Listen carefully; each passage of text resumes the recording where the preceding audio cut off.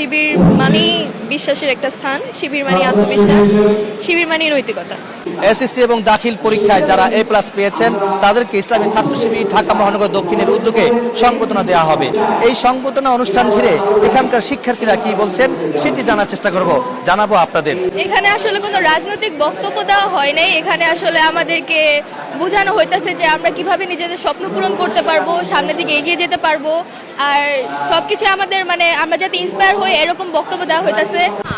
রাজনৈতিক কোনো বক্তব্য দেওয়া হচ্ছে না, আমাদের লেখাপড়া সম্পর্কে বলা হচ্ছে যে কিভাবে করলে আমরা ভালো হব, বা এসএসসি পরীক্ষায় যে আমরা উত্তীর্ণ হয়েছি, এইচএসসিতেও আমাদের যে ভালো করতে হবে সেই সম্পর্কে সবাই বক্তব্য দিচ্ছে, আমাদের পরামর্শ দিচ্ছে।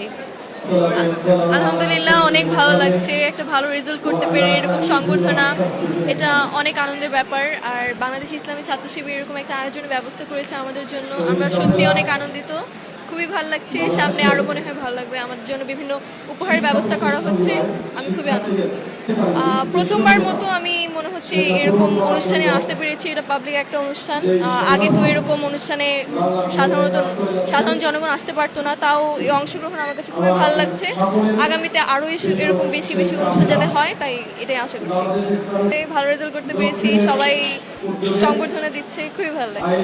আমার মনে হয় ওনারা যদি আরও সুযোগ পায় আমাদের জন্য আরও বিভিন্ন ব্যবস্থা করবে, এবং আমার মনে হচ্ছে এটাই, আগে তো এরকম দেখিনি, আর আমার মনে হয় ওনারা আরও অনেক দূরে এগিয়ে যাবে। শিবির সম্পর্কে আমি জানি যে একটি আদর্শ এবং চারিত্রিক বৈশিষ্ট্য, যে শিবির মানেই বিশ্বাসের একটা স্থান, শিবির মানেই আত্মবিশ্বাস, শিবির মানেই নৈতিকতা। আমার মনে হয় না এসব কথার সাথে এগুলো কোনোভাবেই সম্পৃক্ত, এবং শুধুমাত্র শোনা কথায় বিশ্বাস করাটা আমি মনে করি না উচিত। যেটা চোখে দেখতে পাচ্ছি, যেটা অনুভব করতে পাচ্ছি, যেটা আমাদের জন্য কাজে আসতেছে, ভবিষ্যতের জন্য কাজে আসতেছে, সেটাই বিশ্বাস করা উচিত। আসার পরে আমাদেরকে অনেক হসপিটালিটি করা হয়েছে আমাদের জন্য, আমাদের অনেক সাদরভাবে গ্রহণ করা হয়েছে, বিভিন্ন উপহার দেওয়া হচ্ছে। আমার মনে হয় সামনে আরও বিভিন্ন সুবিধা পাবো আমরা তাদের কাছ থেকে।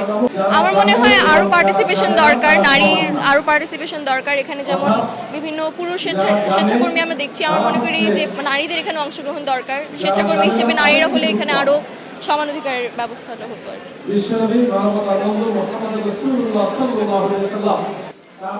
এইসব আমি নিজ চোখে যেহেতু দেখিনি, তাই এইসব আমি বিশ্বাস করি না। আমি যদি মনে করি যে আমার চোখের সামনে বা আমি এরকম বিভিন্ন নিউজ যদি আমার বিশ্বাসযোগ্য হয়, তাহলে আমি মনে করবো যে এগুলো বিশ্বাস করা উচিত। আদতে আমার মনে হয় না এগুলো তারা করতে পারে।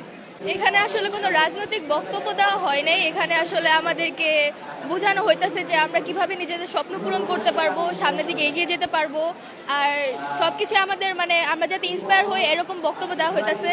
এখনো পর্যন্ত রাজনৈতিক কোনো বক্তব্য আমরা এখানে পাই নাই, আর যা হইতেছে সেটা আমাদের ভালোর জন্যই বলতেছে ওনারা। তো এখানে রাজনৈতিক কোনো বক্তব্য এখানে আমরা দেখি নাই এখনো। এই অনুষ্ঠানে আসার পর কি কি দেখলেন, কি কি পেলেন? এখানে আসার পর সবকিছুই ভালো লাগতেছে। আমরা সবাই এতজন GPA 5 পাইছি, অ্যান্ড এত মানে নামি নামি ব্যক্তিরা আমাদের সামনে বক্তব্য দিতেছে, তাদের সাথে মানে তাদের সামনে আমরা বসে আছি, এটা আসলে সম্মানের একটা বিষয়। তো অনেক ভালো লাগতেছে এখানে আসার পর। আসলে তারা এখানে রাজনৈতিক তেমন কোনো বক্তব্য দেয়নি, আমরা রাজনৈতিক কোনো কথা শুনি না এখানে এখনো পর্যন্ত। তারা যাই বলছে আমাদেরকে ভবিষ্যতের জন্য ইন্সপায়ার করছে, যাতে আমরা ভালোভাবে ভবিষ্যতে আগায় যেতে পারি, আমাদের স্বপ্নগুলো পূরণ করতে পারি, আমাদের বাবা মায়ের স্বপ্ন পূরণ করতে পারি।